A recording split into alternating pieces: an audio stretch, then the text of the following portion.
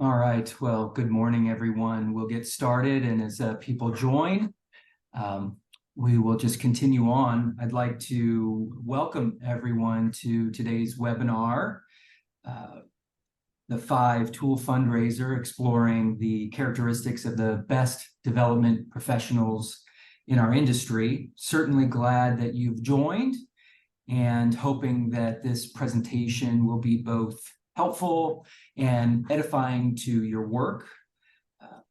Before I begin, just wanted to go through a few logistics. We're recording the webinar today for future use and training purposes. If there are questions that come up, I'd invite you to throw them into the chat function, and I'll do my best to respond to those questions either during today's webinar or after the fact. There's just a tremendous amount of content to get through, and I don't want to waste a lot of time answering certain questions that we can take offline and answer together. So I do promise that I will be good about following up with all of you. But again, thank you for joining, and hope today's presentation is helpful. So let's get started. Just quick introductions. My name is Chris Looney. I am the founder of the Five Tool Fundraiser, and doing my utmost these days to sell some books, but also to further develop the website that I've created, the Five Tool Fundraiser, which is essentially an endeavor to unite, educate, equip, and inspire fundraising professionals to really achieve their fullest fundraising potential and maximize the positive impact that they're able to make for their organizations and to advance their own careers. And with that comes a lot of resourcing, like tools, training, and other things. So I'd certainly invite you to visit the website and explore a little bit. I'm most excited right now about building out a vendor list for those that are searching for occasionally service providers in various areas that you might not have strength or expertise, like plan giving or event planning, whatever it might be. So trying to create a real go-to list for people to use when they're in search of some fundraising expertise. So just excited to be on this journey myself. And without further ado, I'd love to jump into the Five Tool Fundraiser. And so here we go. Baseball fans will definitely recognize this Hall of Famer. This individual is one of the greatest baseball players that's ever lived, and is one of my all-time favorite players as well. This is Willie Mays. And Willie hit 660 home runs, which, if you don't know, is a lot. Had 12 gold gloves, which meant he was an amazing fielder. He appeared in 24 All-Star games. So that's a long career for any baseball player. Lifetime batting average over 300, nearly 3,300 hits, 2,000 RBI, 340 stolen bases, so he was incredibly speedy on the base paths. And for those of you that don't know baseball, these are beyond impressive career statistics. And his picture's here because he is the quintessential five-tool baseball player. He could hit for average, he could hit for power, he had speed, he had a great throwing arm, and he was strong defensively as well. He was the perfect baseball player. So why is this relevant to us? Well, let me tell you through a short story. Several years ago, more than a dozen now, hard to believe, I was lucky enough to see my mom, a 50-plus year fundraising veteran, receive the AFP Fundraising Professional of the Year award. I was listening to her career achievements and thinking about the development skills that I know she possesses, and it struck me that as a baseball fan, that if she was a baseball player, she would certainly be a Hall of Famer and would be considered a five-tool player because she's good at every part of fundraising. So my consultant brain, I was a consultant for 25 years working in fundraising, and And so I started thinking on my long drives, in between client visits, about the characteristics of the very best development professionals in our industry, the very best fundraisers I had the opportunity to partner with. And then this concept of the Five Tool Fundraiser was born. So I recognize and admit that there are literally hundreds of qualities and characteristics that define the best fundraisers I know. But when I grouped them all together into headings, I was able to see 5 characteristics or traits shared among the best of the best in our business, the fundraising Hall of Famers. And so it's then that the Five Tool Fundraiser concept was born, and I continue to learn and explore it on a daily basis. The 5 tools, as I've thought through them, are as follows. You have the effective solicitor, and we're going to go through all these, so I'm just going to run through them real quickly. The effective solicitor, you have the effective staff manager, the effective CEO or executive team manager, the partner to the CEO, the individual that can effectively manage the board, volunteers, and then lastly, you have the individual that's the effective strategist and visionary. And we'll go into detail into each of these in a minute, but let me just real briefly try to explain why I think it's a relevant concept for us and why this really matters.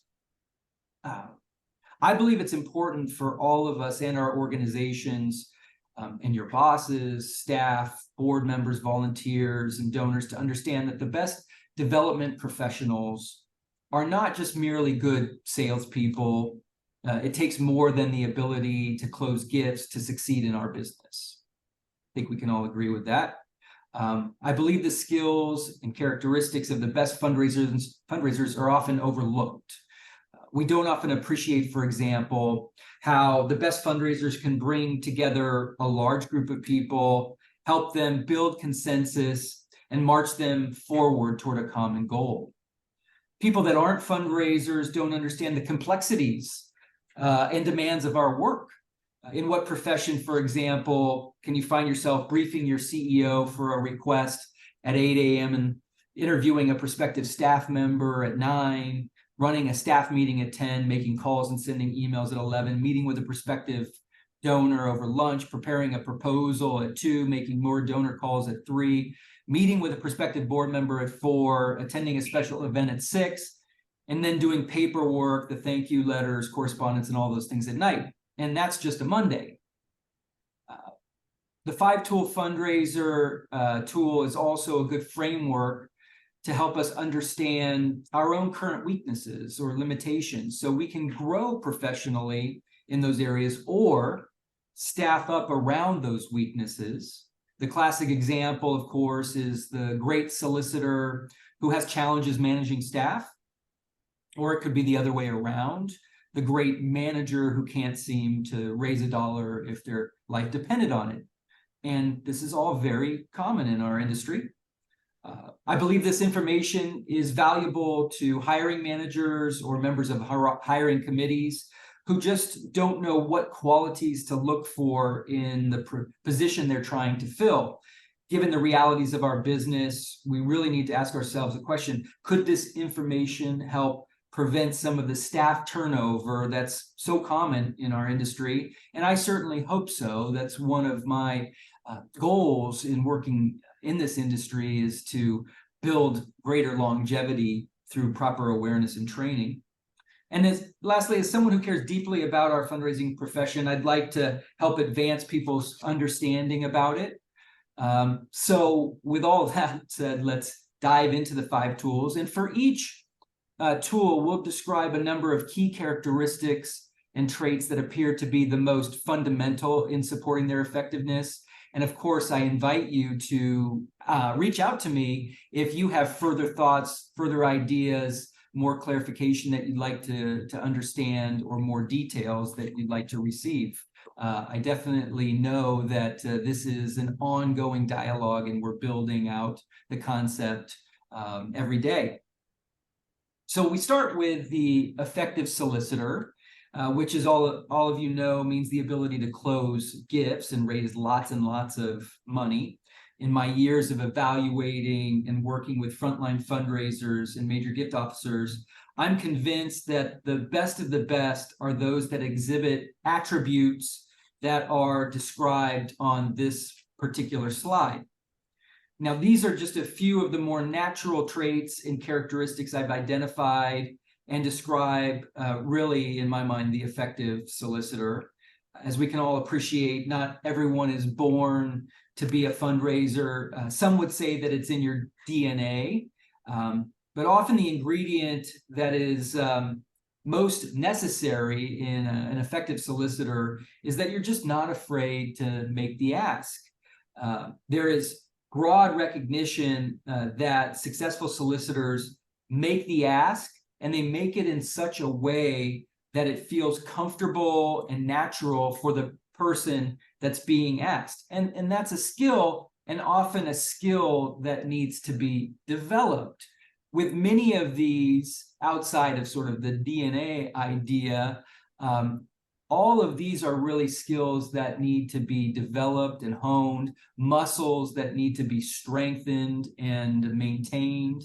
I believe that all of these things can be developed over time and with sufficient practice and experience.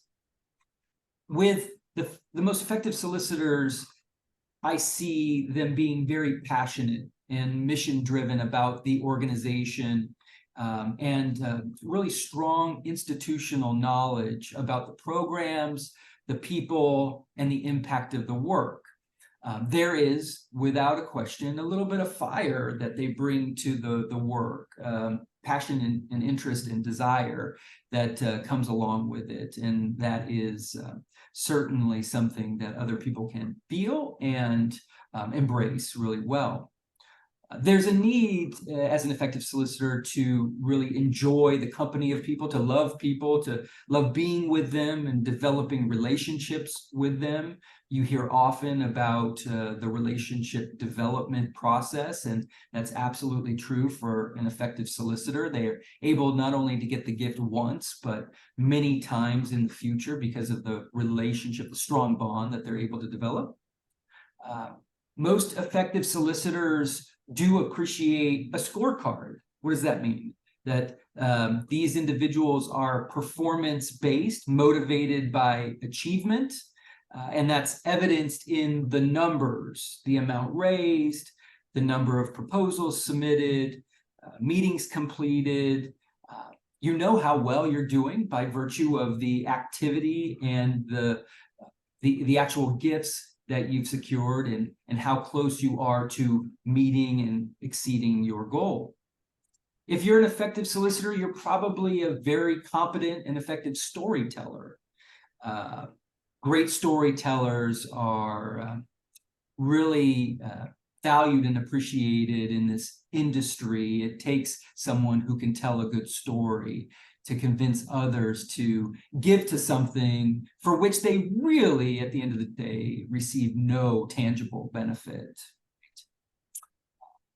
These effective solicitors really pick up on the cues that are given to them from the prospective donor, meaning that you can listen. Listening is an incredibly valuable skill. You respond tactfully and wisely when it's your turn to share. And you understand when to push forward and when to hold back. And you understand that a good meeting is where the prospective donor is doing 90% of the talking, or maybe 80%. But the point is that it's always good when they share and when they are talking, when they feel like you've heard them and understand. Sometimes being an effective solicitor means asking when your CEO or your volunteer or whoever you're with can't find the words or courage themselves. I've personally been put in that situation many times. Of course, it's awkward. I'm in the meeting with a client, prepared backwards and forwards for the meeting, and when we get to that precious moment. It's deer in the headlights time for the solicitor, frozen. And in those situations, if you're not prepared to make the ask, that window might close. And if not you, who? If not now, when? So the effective solicitor really is unflappable as well. And they're put in these very challenging situations and just able to navigate around them and through them, and for the benefit of the organization extremely well. Part of that is just intense focus, and in a world where fundraisers are expected to do so much and where there's so many different kinds of activities that pull attention and pull us away from actual work of fundraising, the effective solicitor is able to focus, protect time, and really put their shoulder into the work that is actually going to move the needle relative to fundraising and the goal, and produces the revenue. And we're all not immune from those different activities that pull our attention away, but I think that there is a way that effective solicitors prioritize their time more effectively and differently. They're certainly sending emails, they're certainly attending staff meetings and all of those kinds of things, but they never fail to make those calls. They never fail to respond to the donor, or get back to the donor on time, and follow through. Effective solicitors understand that fundraising isn't always an individual sport. Sometimes the best results can be achieved when the right team is put in front of the prospective donor, where the fundraiser is not the solicitor, where the fundraiser is the choreographer. So being an effective solicitor sometimes means coordinating the ask, orchestrating the ask, putting together the right people in the right setting with the right ask, doing all of the pre-work to position whoever it is that's going to make the ask to be successful. So just remember, sometimes the most successful fundraisers aren't the ones that are routinely themselves making the ask, but doing more of the maestro activities of coordination and behind the scenes work. The last thing that I'll say about the effective solicitor today is that they're often magnificent when it comes to organization, terrific with follow-up, details. As someone that might be driving the entire process forward, there's so many details that need to come together. And because fundraising is about planning, execution, follow-up, persistence, the effective solicitor is capable of managing all of those pieces expertly and not letting any of those details fall through the cracks. All right, so you have a flavor for how this is going to go. One down. Next up is the effective manager of the CEO and the executive team. The chances are that most of your job descriptions, even if you are Chief Development Officer, do not include the line, the management of the CEO or executive team, right? You're not often being asked to manage the CEO. But it is an essential effort to undertake if you're going to be a truly successful development leader. And though it would not be called that, you would be a very important partner and would be asked many times to be shepherding, to be coordinating, to be supporting, to be driving the activities of that CEO. We have to recognize that nonprofits are in two businesses, really. They're in the business of mission delivery, which is often on the programmatic side, and they're also in the business of fundraising or revenue generation. And helping the executive team to understand this duality is extremely important for fundraising. And really, when that is well understood by the executive team, often there is much stronger results that come with that. And I think part of that is the understanding that the type of staff that are necessary to engage in both sides of the different businesses are themselves quite different. There are different titles, there are different pay scales, there are different ways of managing those individuals. All of this is incredibly important. And we get to that when we talk about the effective staff manager. But for the CEO, it's incredibly difficult sometimes to separate the idea of paying this director over here on the fundraising side so much more often than the director of a program. It seems so unfair, but that is the reality of our business. When you're in fundraising and revenue generation, there is often that imbalance in terms of pay scales, which is really difficult for a lot to embrace.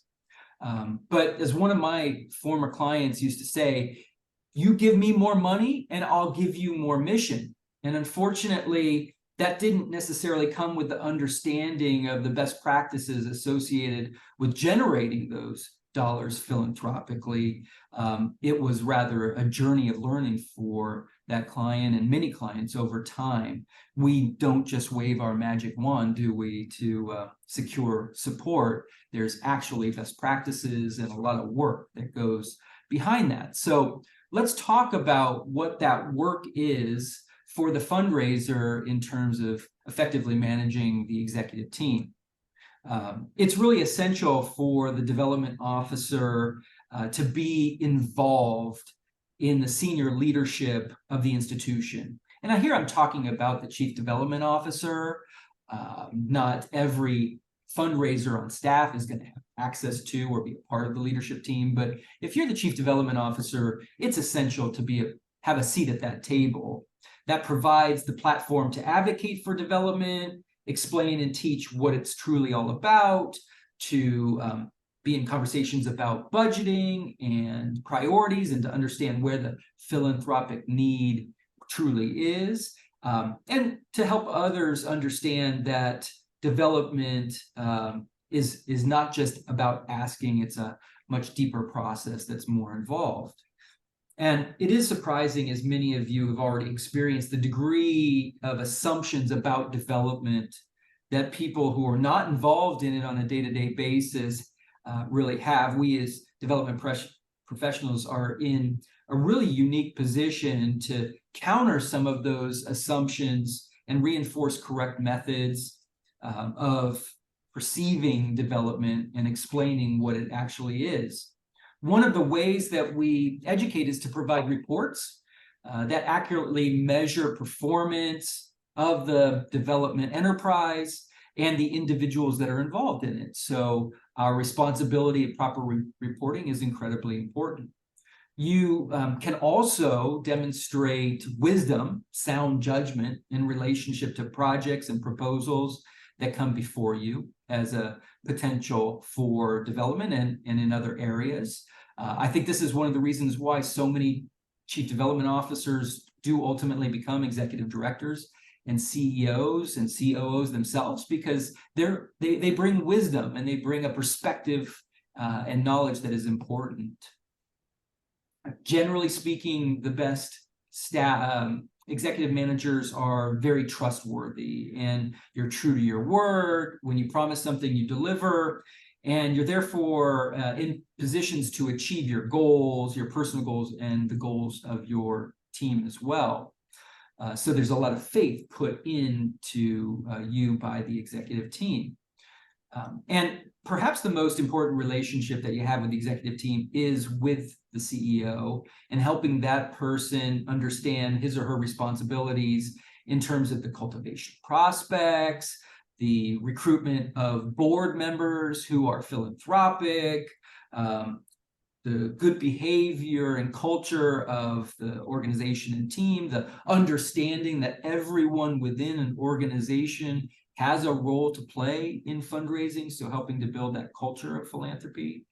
And I'm often impressed with CEOs that have that very connected relationship with their development officers and allow those development officers to support them in these areas. That dynamic duo is often a very strong signal of a strong development enterprise.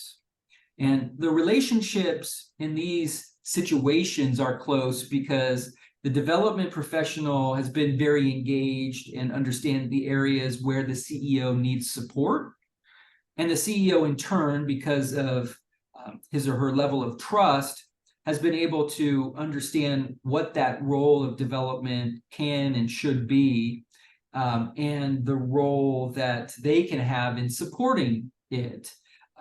And this is the type of productive relationship that can and should exist. Often is very hard to find, but when it does exist, and there should always be that effort to develop it, it can be really special. And so to help make that relationship special, there's a need to adequately prepare your CEO for their meetings and the different activities that are involved that could potentially support the development function. Might be cultivation meetings, they might be presentations to the community, they might be solicitations for prospective donors, they might be stewardship calls, any number of activities that might require strong support from the development officer. And as it relates to board membership, the effective development leader should be helping the CEO identify those characteristics which are most effective in terms of board membership, and to help recruit those individuals onto the board that are going to be most generous, most engaged, most strongly advocating for philanthropy and revenue generation. And so along these lines, the development leader plays an essential role in the identification, cultivation, selection, orientation, and monitoring of board performance. And not having a role in board engagement and supporting the individual board members' performance will certainly limit your effectiveness and capacity to succeed as a fundraiser. So let's chat a little bit more about that incredibly important role that exists in terms of being an effective manager of the board and volunteers. This describes the development professional that can capably identify, recruit, and engage people in the mission of the organization, and get those volunteers really to do things like fundraising that they would never have ever thought they would do in a million years. I mean, that is one of the amazing capacities of an effective fundraiser, is to get people to do things they know they don't like. What an amazing capability. That's like a superpower. And I think fundraisers are, in that way, super. They certainly have the capacity to get people to do some things that are just extraordinary, like asking their friends, their colleagues, and others for money. Okay. My mom often tells this great story, and my mom, who I introduced earlier in this story as being sort of the individual that I built this 5 tool fundraising framework on, spent the last 12, 13 years of her pre-retirement life, before she became a consultant, for Children's Hospital Los Angeles, where she raised over $1 billion with her team. And it was an amazing sort of genesis or journey to see an individual that she was very close with over time develop the interest and the capacity to be a solicitor. So there was this board member that was personally capable of giving an 8 or 9 figure gift, and though generous, refused to ask anyone else to make a gift. She told my mom, "I'm not a fundraiser. I can't ask my friends. I'll never be able to do that." And that was the story at the very beginning of the hospital's campaign. So year 1. And over the course of the decade that they worked together closely, my mom not only created in this volunteer someone willing to effectively invite others to be a part of the mission of the organization, even just to come learn more, but was also capable of asking them to really dig in and support the mission of this hospital, because it was incredibly important to the community, but it was also a personal passion of this particular volunteer. At the end of this journey, and again, it took time to develop the capacity and strength and some of the tools and skills to be able for this volunteer to be effective in fundraising. This person, I think, as a result of that journey, saw greater value in their own contributions of time and money to the organization, really understood better the value. They knew the organization much better by digging in and going on this journey. But also by the end of the campaign, she made the decision to make the largest gift of the campaign, to essentially close out the campaign, this $1 billion campaign. And it was a big gift.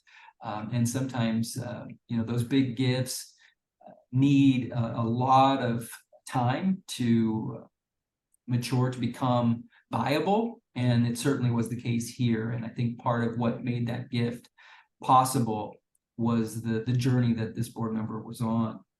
So there's just not enough hours in the day for us to get all of the great prospects and donors that we want to talk to about the merits of our organization and making a contribution.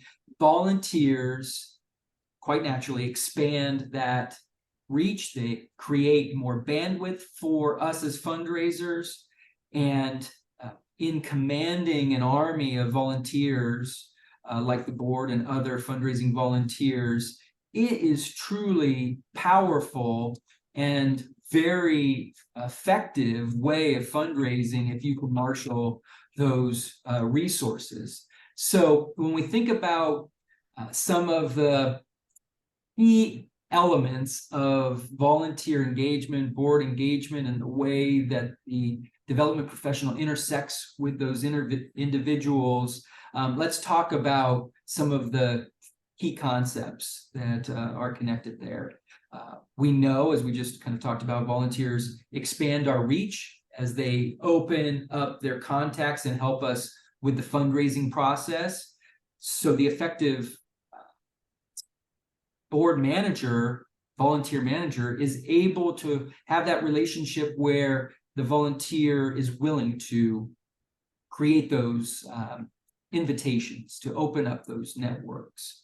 We certainly need to constantly remind ourselves that board members and volunteers don't know what they're supposed to be doing, and they don't go to school to learn how to be a board member or volunteer. They need to be taught. The job of teaching a board member and volunteer what they should be doing is the role of the fundraising professional, to be teaching them how to do what you want them to do, what they should be doing the right way, and teaching them well and reinforcing that with ongoing learning opportunities and on-the-ground training as well.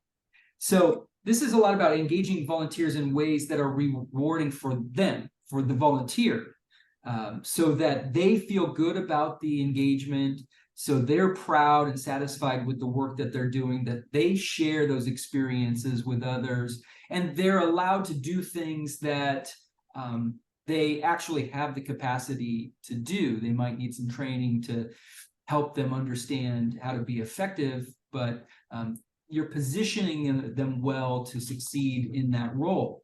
So that requires the effective development professional to provide adequate orientation, to provide clear expectations to the volunteer, providing them scripts and the language, what's the question that you want to ask to get them to agree to join.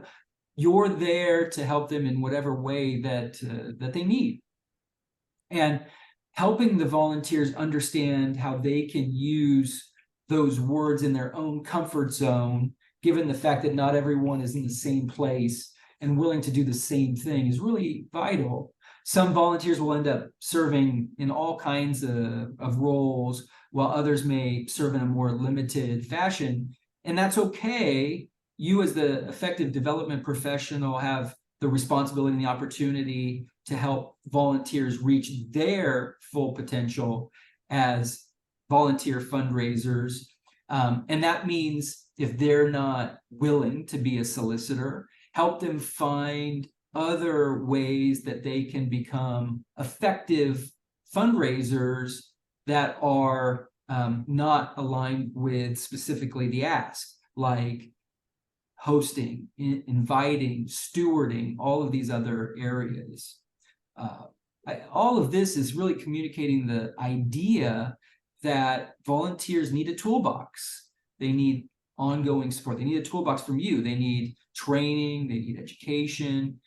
They need to know how to make appointments. They need to know how to ask in a way that's comfortable for them.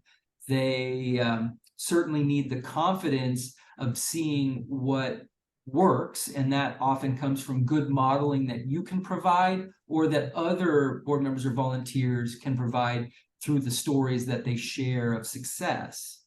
That volunteer confidence will continue to grow when they are well prepared, when they have the tools and resources, when they have the talking points, when they have the briefing memo, when they know what time they're supposed to be and what they're supposed to say, and who they're meeting with, and all of those sort of things that generally you would expect to see in a briefing memo.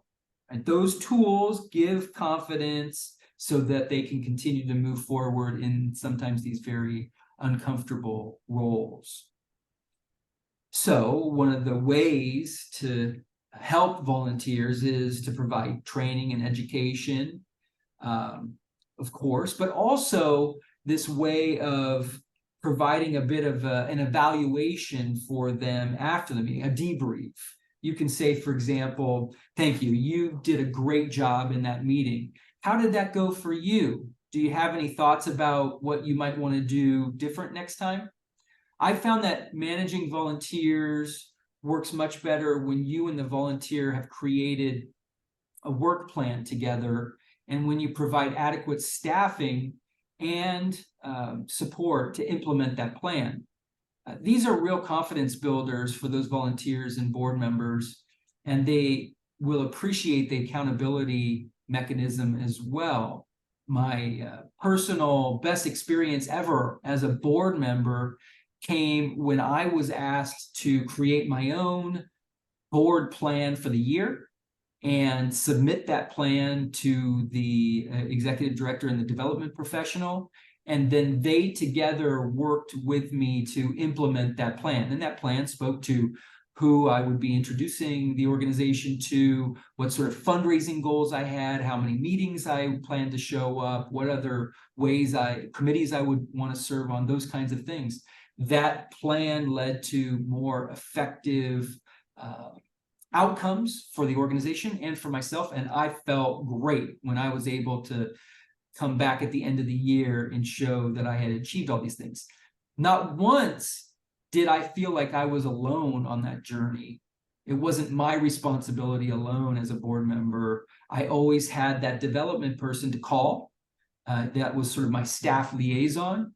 And whenever I had a question, whenever I needed some help in some part of the work, that person was there to help. And I think that staffing is often a missing ingredient to board members who would otherwise be more productive with their time and engaged more, but they just lack the accountability mechanism often. We know that people's time is perhaps one of the greatest gifts that they can make. And so the Five Tool Fundraiser really understands how to respect a volunteer's time and make certain that they're using it wisely. We certainly want that treasure too, but we need to constantly value that time and make sure that we're using it wisely, so that when we ask for it again, it will be given to us because they trust our discretion in using it.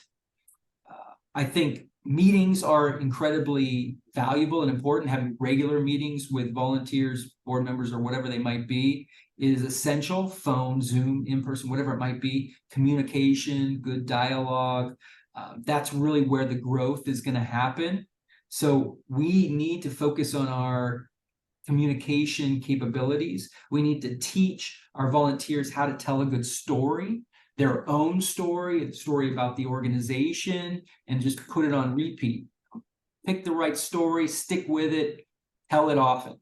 And some of those things are really going to help some of these volunteers take flight. And obviously at board meetings and other volunteer gatherings, there's always this great opportunity to focus on the mission, have those mission moments, have clients tell stories, help people understand the value and the impact that this organization is making through development. So making those meetings, making the most of those meetings is incredibly important. We need to be better at thanking our volunteers. Obviously, we just can't thank them enough. And when they feel appreciated and valued is often when they will continue to embrace the organization. So singing the praises of a volunteer at a board meeting for their fundraising success, sharing that success in front of their peers so that others understand the modeling behind that is really helpful. And it should be a part of some of the plans for future meetings. And speaking of meetings, there is not an effective fundraiser I've ever met that doesn't run really good meetings.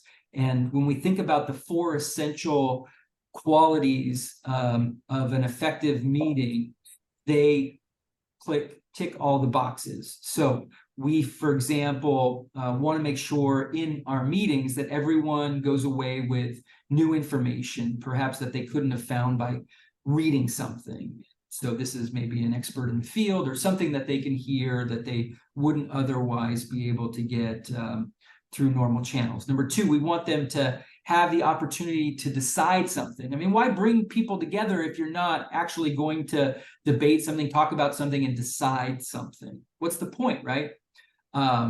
So making a decision is incredibly valuable for most people. Board members, volunteers, they need inspiration. So having that mission moment, being prepared to share something that's really going to uplift their spirit and make them feel good is awesome. And then number 4, and importantly, there has to be some call to action, some adequate preparation and communication of next steps. What do we need them to do? What's the next check-in? What's next? Being able to adequately communicate that is incredibly important. So as we kind of come to the end of this effective manager of the board and volunteers, let me say that the best fundraisers understand how to make fundraising fun for their board members and volunteers. These individuals put the fun in fundraising. It can be hard fundraising, right? It can be super hard. And it can also be a lot of fun. And the best fundraisers go out of their way to make things enjoyable.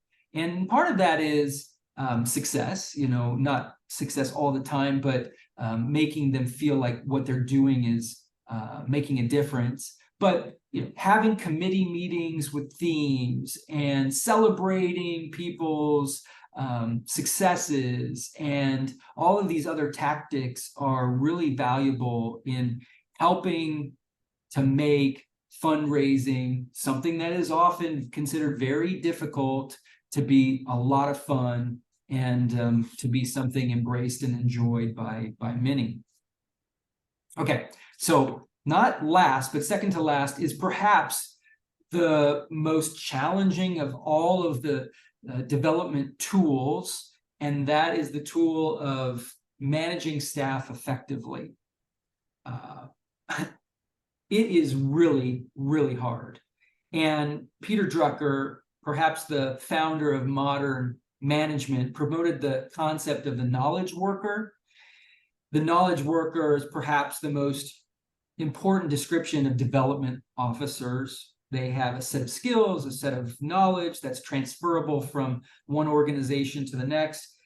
But these same individuals are also not managed best through a command and control management style. They need different kinds of support. And recognizing the way to manage and support staff of all types is critically important to bring out the best in your staff, in the people, in the development staff of an organization.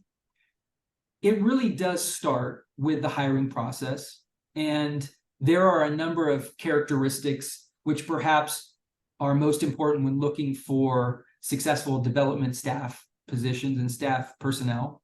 Not surprisingly, Hall of Famer mom, Claudia, came up with her 7 F's that really guided her decision-making around hiring. And the F's that she looked for, not failings, but the F's are: 1, focus. Are they focused on priorities? Do they demonstrate that in terms of their last position? Number 2, are they fast? Do they manage multiple inputs at the same time effectively? Are they flexible? Can they change with changed circumstances, and particularly changing CEOs and other kinds of efforts? Are they friendly? Do they have empathy for their fellow staff, for people within the organization, their constituents, and for others?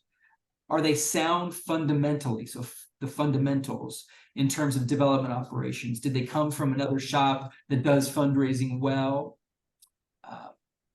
Do they have evidence of fundraising production? Can they actually raise money? And lastly, are they fun to be around?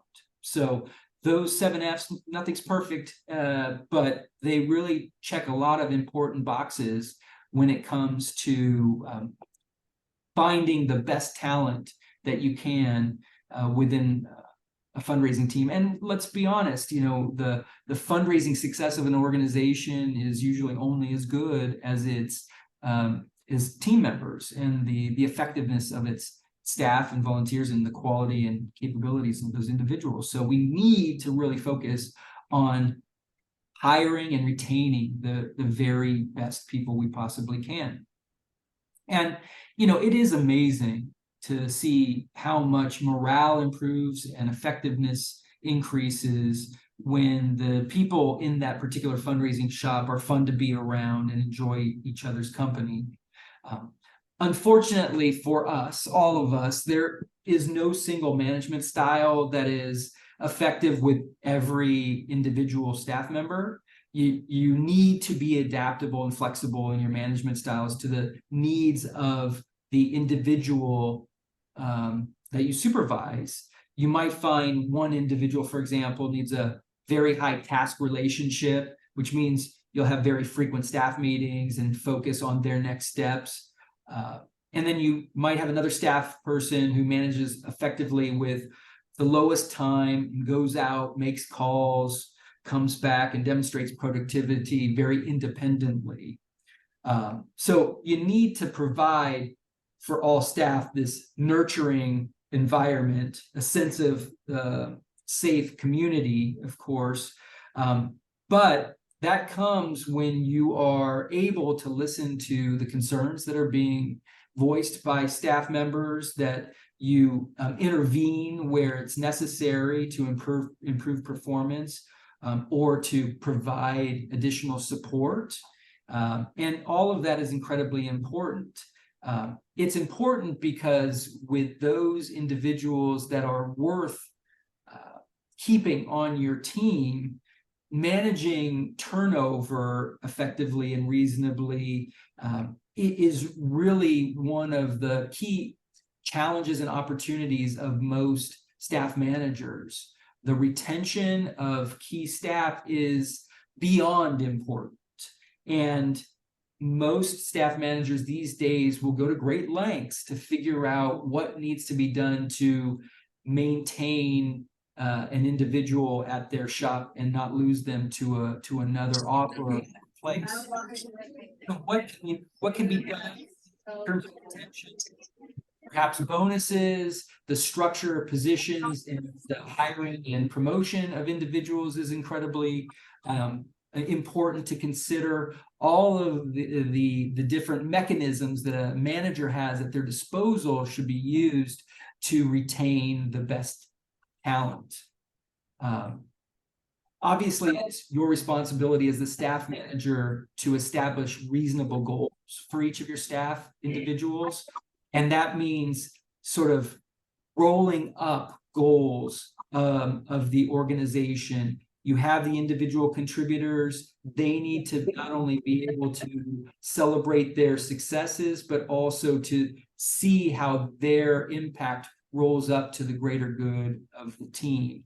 So being able to quantify and celebrate those successes is incredibly important, and of course gives you an opportunity to work more closely with those that are challenged to meet their particular goals. So when people are struggling, it's not uncommon for the Five Tool Fundraiser to go to great lengths to provide the modeling and assistance that might be necessary to really help that individual to be successful. So let's remember that this squeaky wheel gets the grease, and in that way, you're often, as a staff manager, going to be spending more time with those individuals that are struggling the most or that need the most support and training and education to be successful.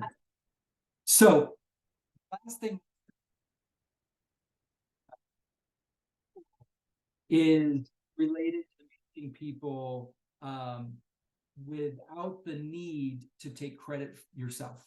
And this is very difficult for many individuals who have sort of led their careers through being frontline fundraisers themselves and needing to be strong self-promoters to gain the promotion. But when you're managing other people, the capacity to share credit, to give credit to others is essential. It's vital. And I've always found that ability to selflessly give credit to your volunteer, to your CEO, to your staff member is one of the most rewarding and valuable tricks of the trade for the effective staff manager. So with the last few minutes that we have, I wanted to touch on the effective strategist, the one last trait that we have. And this really speaks to the development professional that can think ahead. We're the victims, all of us, of being busy. Task lists are endless. We could all benefit from having a little more time to get things done on that list, but we're rushed, the busyness of life. But so how can you in all of that make sure that you're allocating sufficient time to thinking about the next 30, 60, 90 days, to thinking ahead, to really understanding the long-term direction that you're taking with your development enterprise? The successful development professional, the most successful development professionals, are somehow not only able to squeeze out a tremendous amount of work in their daily work and check off those tasks from their list, but they're also able to amazingly spend time thinking about the strategic direction for the future. And that's an incredible talent, being able to anticipate the future, to be able to chart a course for the future. And that's really what we're going to talk about here. So with all of us busy thinking about the hundreds of things we have to do today alone, the effective strategist is taking that long view, helping the organization plan for the future. And that's because there's never a failure of this individual, this type of individual, to think ahead. Part of that is the ability, as I mentioned briefly, to anticipate challenges, but also to anticipate opportunities. It's akin to being a chess player who can see the board and knows the moves that are likely to happen from different scenarios, and to take the the moves that are going to position the player for the win. So it's fun to be able to see someone that's so strategic that they have that decision tree in their head, and they can tell you what is likely to happen if they make this decision versus that decision. And that ability to think ahead and to understand the implications of certain decisions is a talent that I think needs to be developed by more individuals in our business, but in all types of businesses. So being able to make complex things simple is also one of the calling cards of the effective strategist. People that overcomplicate things are the worst. Make things simple. Even if it's a complicated or complex idea or process, you get nowhere if you can't make it more simple for others to understand. So we think about the complexities when it comes to organizational issues, staff, fundraising mechanisms. So that capacity to unpack, analyze, problem solve, and then chart a course for the future and communicate that, bringing people along, is really an extraordinary talent, and very connected to the effective strategist. They don't wait, these effective strategists. They don't sit there and think, oh, that's someone else's job. They just go ahead and they do it. Now, that doesn't mean that they are creeping into other people's jobs or outside of their core lane, but they are really understanding that it takes a leader to make things happen. And if someone else is unwilling to take that mantle of leadership, that they're more than capable and comfortable of picking up the torch and running with it themselves. And it's usually successful because they're often the right person to be sort of dribbling down the court with 20 seconds left, and that, needing that winning shot to win the game. That's the effective strategist, someone who's willing to take the ball, march down the court, and take that game-winning shot.